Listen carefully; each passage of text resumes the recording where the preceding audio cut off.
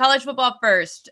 You are mid-major, Matt, for a reason. There are some games that aren't as big as the college football playoff happening within the next couple of days. Where will your focus be? Well, obviously, I've put a lot of focus because of where I am on the JMU Oregon game tomorrow. Because if you listen to everybody else, they don't belong. They're the worst team ever. They're ruining college football. And I think that game's going to be fun. And so it's funny to watch the line movement in this game because the under is getting hammered. It opened at 50.5. It's down to 45.5 on BetMGM. I think it could keep going down, in which case I almost like the over.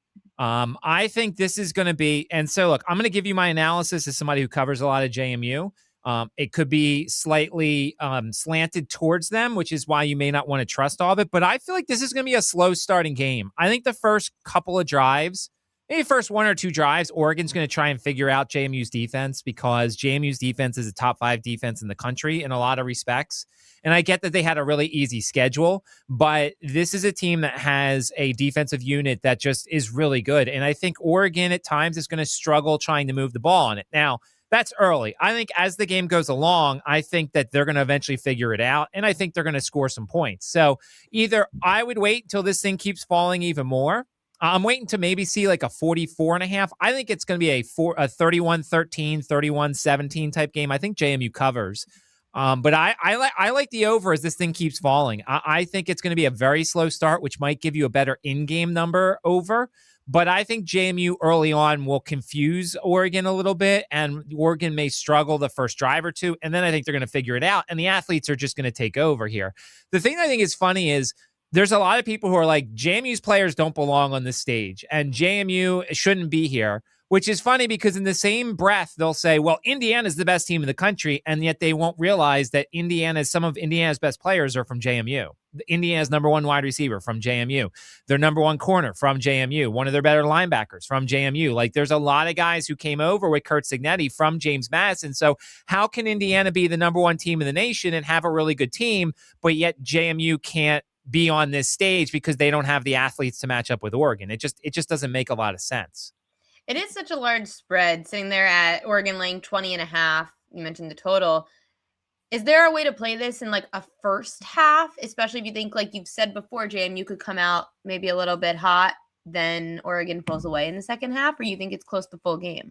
So I almost would consider the first quarter under. It's 10.5, which I like. I like that situation because you get the touchdown and the field goal. I just feel like it now. See, look, Oregon moves faster than JMU does, although JMU moves pretty fast too. So if I think there could be 3 or 4 possessions potentially in that quarter, and you'd be rooting against Oregon scoring 2 touchdowns.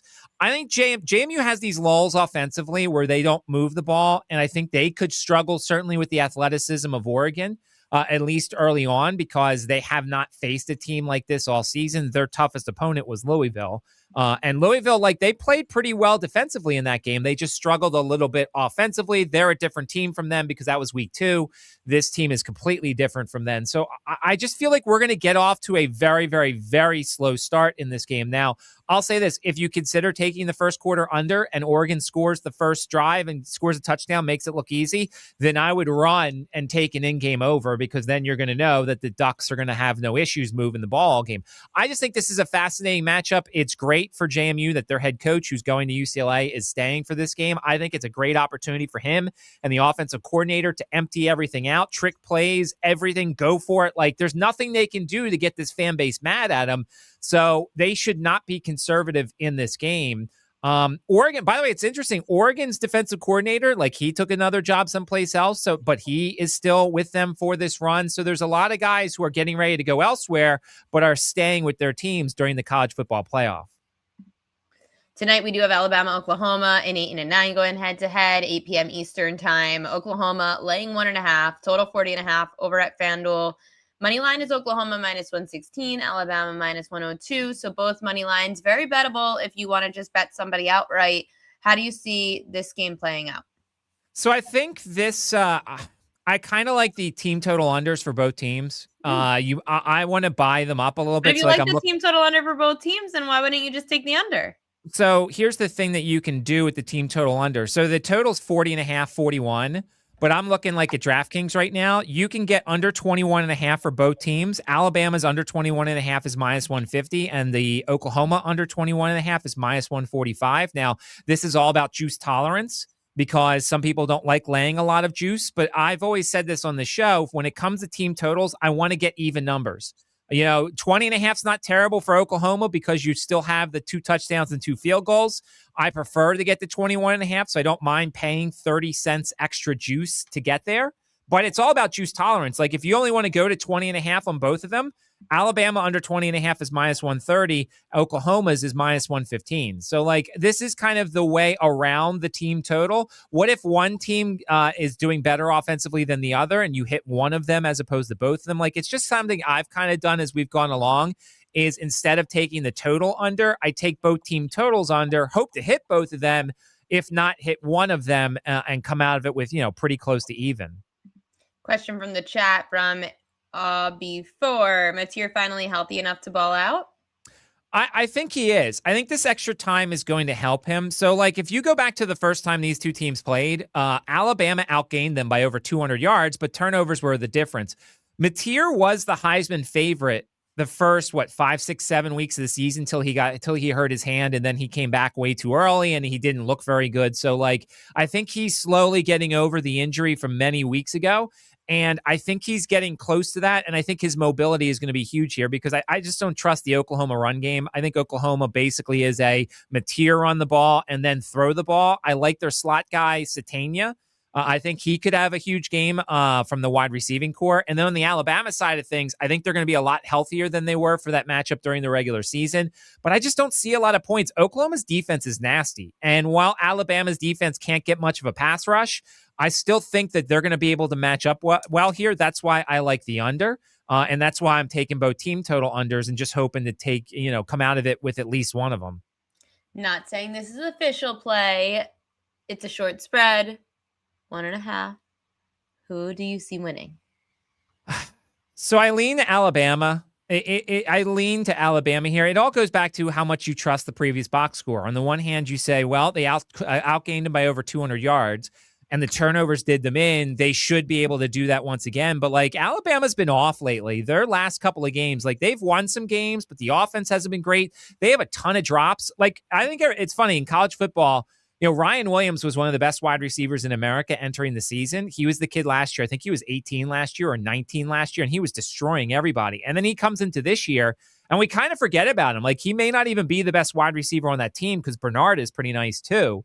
But they've had a massive drops issue. And so that's going to hurt this offense if they keep dropping the ball. Ty Simpson had a great game in that first time that they played. So I lean to Alabama in this situation. The other question is, does everybody believe when Kalen DeBoer says he's not leaving for Michigan, does everybody believe that? And so is that a distraction for his team? We've already seen it. Like right now, the NC State-Memphis game, Memphis's coach left for Arkansas. Like Memphis clearly looks like a team who is playing without their head coach, and they're not interested, and they're not playing well. Is Alabama going to be distracted from Kalen DeBoer, who keeps saying, no, I'm not going to Michigan, but maybe he actually is still going to Michigan? Who knows? A lot of the chat asking the question, Alabama's run game, you think it improves with Jam Miller returning? Yeah, I do. I think it gets better, but I also think Oklahoma's rush defense is really good. I think the way to beat Oklahoma is through the air, which is why Ty Simpson had such a good game the last time out against Oklahoma. But I think that Jam Miller's nice, and I think they're getting an offensive lineman back as well. But I don't see them scoring a lot. I don't see them all of a sudden flipping the switch and then putting up a bunch of points after struggling the last couple weeks of the season, winning games, but not scoring as much. That game's Alabama-Oklahoma at 8 p.m. Eastern time. Very low total for a college football game, sitting at 40.5. Another relatively low total for a college football game relative to all these games always being in the 50s. Miami, Texas A&M laying 3.5, total 48.5. How much are you believing in the Aggies?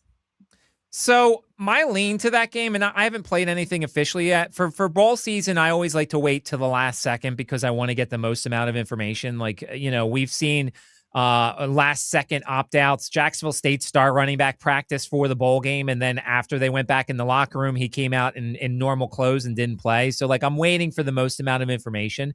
But I almost lean to Miami here. My one hesitation for Miami is their head coach every year makes one bad coaching decision that destroys their game. Like everybody, and I'm sure the chat will agree, Mario Cristobal has made one game-changing bad mistake every year. And I don't think yet that he has made that yet this year. He is a question mark for me. Like, I like Carson Beck. Carson Beck obviously has a lot of experience. He played against Texas A&M, I'm pretty sure, with Georgia. They've got a ton of talent. They've also heard about how they don't deserve their spot. Notre Dame should have been in. They've heard all the noise. Texas A&M is a very tough place to play. I like Marcel Reed. Marcel Reed is a very good quarterback. Granted, I like him, his mobility a little bit more than his arm, although his arm is very good at times. It led him back in the second half of that South Carolina game.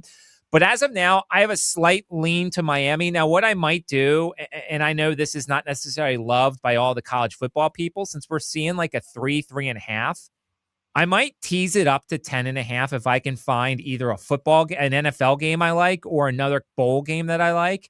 You know, some of these larger favorites in the bowl games are large favorites for a reason. So if you take them down to a nice number, like Louisville's a 6.5-point favorite against Toledo on Tuesday the 23rd. Toledo's head coach left. There's a lot of different guys who left Toledo's staff. Like, there might be some opt-outs coming. So, like, I might go and tease Miami up to 10.5 and maybe Louisville down to essentially a pick 'em. So, like, I think that's what I might do to give myself some coaching protection, because, you know, Mario Cristobal is due for a mistake this season.